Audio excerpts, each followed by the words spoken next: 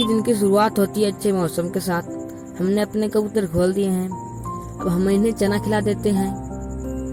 हमने चना फेंक दिया है, अब ये चुग रहे हैं। एक तो खुश हो गया, डंक मारने लगा।